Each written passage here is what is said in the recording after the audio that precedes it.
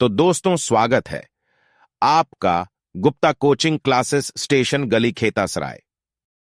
जय हिंद, वंदे मातरम। दोस्तों welcome to my channel Gupta coaching classes station गली खेतासराय। आइए आज हम आपको लेके चलते हैं घातांक के पार्ट 3 पे, जिसमें हम आपको बताएंगे कुछ महत्वपूर्ण बिंदु, जिसको आप इम्पॉर्टेंट पॉइंट्स हैं जो कि आपको परीक्षा में बहुत ही उपयोगी होंगे।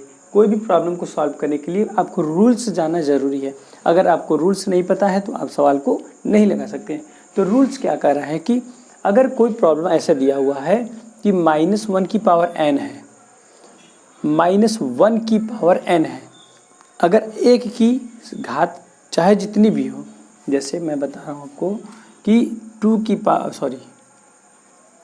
की पावर हम चाहे 5 लिखें, चाहे 1 की पावर हम 8 लिखें, चाहे जितनी बार हम 1 का मल्टीप्लाई 1 से करेंगे तो इसका आंसर 1 ही आएगा। बट जब -1 अंदर हो और उसकी पावर कुछ भी दिया गया हो तो उसका रिजल्ट क्या आने वाला है। तो जब -1 की पावर n होती है, मतलब -1 की पावर n, जहाँ n एक सम संख्या मीन्स इवन नंबर है। इवन नंबर किसे कहते हैं? वह संख्या जो 2 से पूरी विभाजित हो जाती है उसे कहते हैं सम संख्या। तो सम संख्या means even number, that number which divided by 2 is called even number. तो जब इसकी संख्या सम होती है तो उसका मान 1 होता है। इसका मतलब -1 की पावर अगर 2 है तो इसका मान 1 आएगा, वो भी प्लस में आएगा। चाहे 2 हो, चाहे 1 की पावर 4 हो तब भी +1 आएगा। चाहे 6 हो, चाहे 8 हो, चाहे 10 हो, कोई भी इवन नंबर अगर होगा इसकी पावर तो उसका रिजल्ट हमेशा +1 आएगा। ये फर्स्ट पॉइंट है।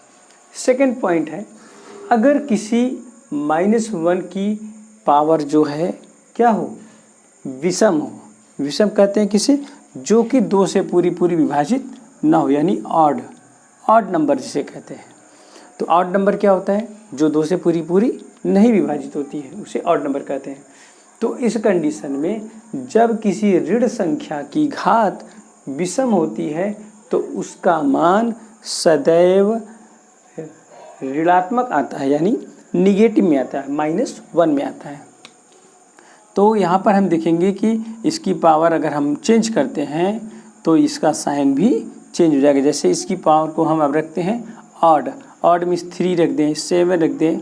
देखिए अगर हम इसको प्रूफ करना चाहें कि ये कैसे होगा, हम आपको दिखा सकते हैं। जैसे -1 की पावर 3 मान लीजिए, तो इसका हो जाएगा -1 इंटू -1 इंटू -1।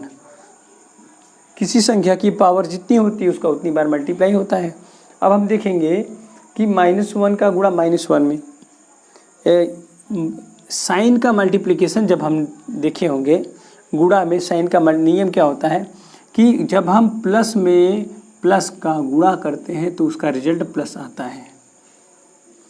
जब हम माइनस में माइनस का गुणा करते हैं तो भी प्लस आता है, ठीक।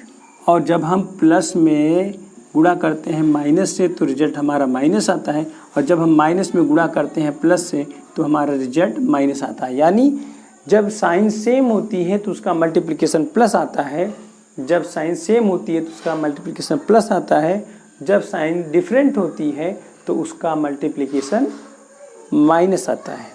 तो ये रूल्स हम यहाँ पे फॉलो करेंगे।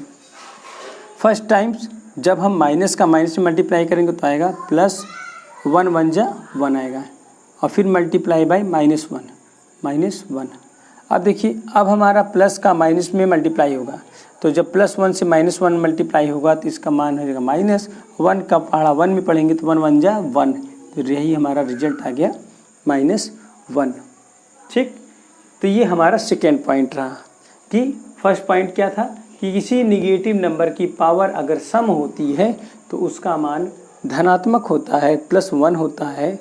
और अगर किसी -1 संख्या या किसी भी नकारात्मक निगेटिव नंबर्स का पावर ऑड होता है तो उसका रिजल्टेंट माइनस में आता है। नेक्स्ट थर्ड पॉइंट क्या है, किसी संख्या की घात शून्य हो, यदि किसी संख्या की घात शून्य हो तो उसका मान सदैव 1 होता है। ये हमारा थर्ड पॉइंट है और बहुत ही मोस्ट इम्पॉर्टेंट पॉइंट है।